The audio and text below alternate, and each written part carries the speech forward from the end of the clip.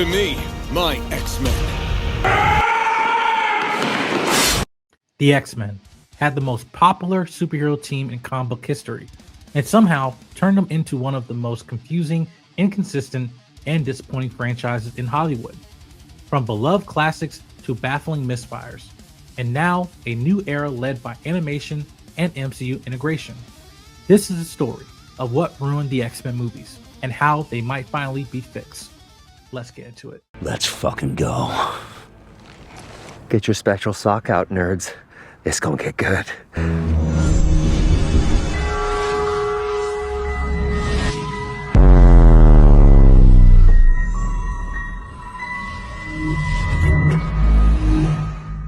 X-Men 2000 wasn't just another comic book movie. It helped kickstart the modern superhero era before the Marvel Cinematic Universe even existed. Before Iron Man, Thor, and Captain America, there was Spider-Man, Blade, and of course, the X-Men, proving a serious ensemble superhero film could succeed at the box office and resonate emotionally by leaning into themes of prejudice and outsider identity. Then came X-Men 2003, further expanding this, deepening character dynamics and enriching the franchise's tone. Still one of the best entries in showing that Fox can do thoughtful comic book adaptations with serious tones and stakes. And here where the misstep happens.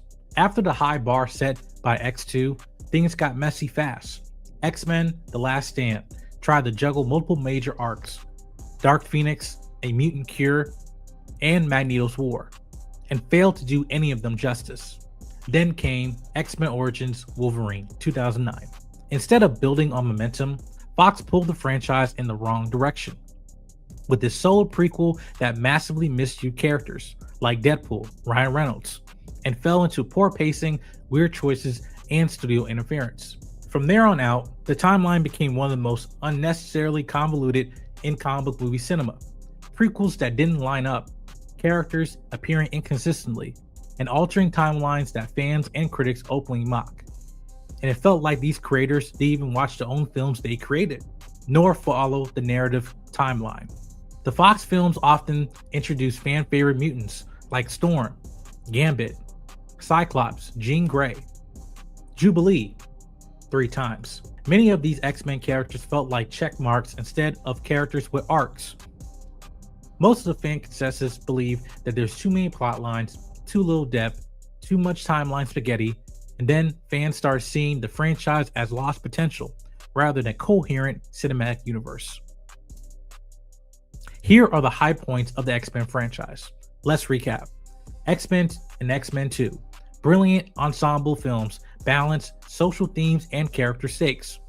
X-Men Days of Future Past. One of the few entries successfully merged cast and reset a narrative problem that they created. And of course, let's not forget Deadpool and Deadpool 2, along with Logan in 2017. Mature films that are character-driven that resonate with fans and critics alike. Here are the low points of the X-Men films. X-Men Apocalypse. Undercooked villain that overcrowded the roster and made it feel like a setup rather than a satisfying conclusion. X-Men Dark Phoenix. A second attempt on the Dark Phoenix storyline from the comics after the horrible film of X-Men The Last Stand. Widely panned as a poor adaptation and a disappointing end cap that mishandled comic book material. And the underlying issue, there was a lack of coherent long-term vision, constant retconning and timeline confusion, and also attempts to fix bad films with more complexity instead of clarity. Many fans felt these films lost their heart and soul of the X-Men. Characters killed off cheaply with no development, shifting priorities making Wolverine the centerpiece, and stories that often resemble generic action dramas more than mutant teams fighting for survival.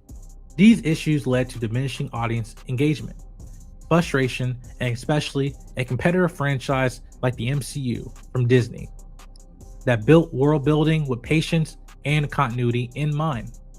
And here's when the shift happened for a brighter future. X-Men 97.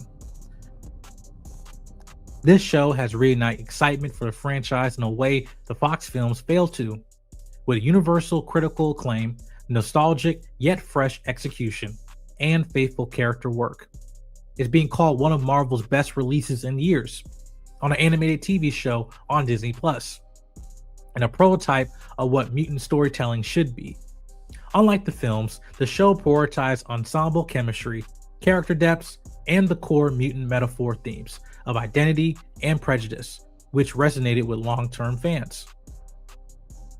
And of course, the juggernaut film, Deadpool and Wolverine, was a massive success, crossing $1.3 billion in the box office, proving that when you lean into character strength and give the fans what they want, Hugh Jackman Wolverine, it pays off.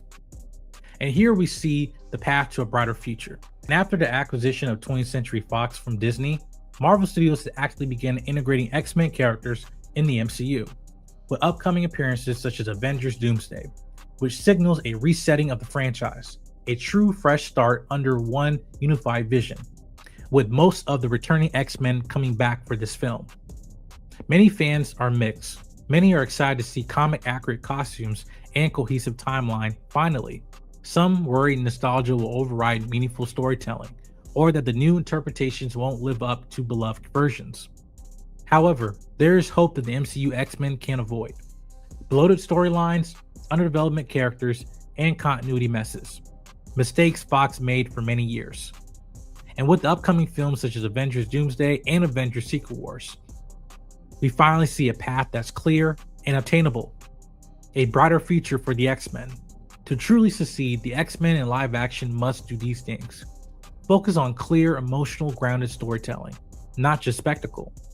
Respect the comic mythos, including iconic costumes and character moments that fans have waited decades to see live action, like an accurate Cyclops. That's what I'm talking about. This shit means something to me, man. Balanced ensemble development. Every member deserves an arc and agency. And of course, learn from X-Men 97. The ensemble chemistry, character authenticity, and the thematic depth. If the MCU can blend respect for source material with the smart world building that made it successful, the X-Men Return could not just redeem the franchise, it could redefine what mutant cinema can be in the MCU. The X-Men deserve more than missteps, convoluted timelines, and wasted potential. They deserve stories that honor their legacy. And it's time fans might finally get it. What do you guys think? Let me know in the comment section down below. Thank you guys for watching this video. I appreciate you guys' feedback in the comment section down below. Again, let us know your thoughts and also any other types of video essays you want me to cover and topics. I would love to hear your thoughts in the comment section down below. Again, I appreciate you guys' feedback and engagement with each other in the comment section. Again, I love having discourse and loving feeding off each other with different perspectives. And again, I think that I really want to create this platform, this space for you guys to actually have a intellectual discussion about these properties, these films, and these characters that we love so dearly. Again, I appreciate you guys' feedback. I'll see you guys in the next video. Peace.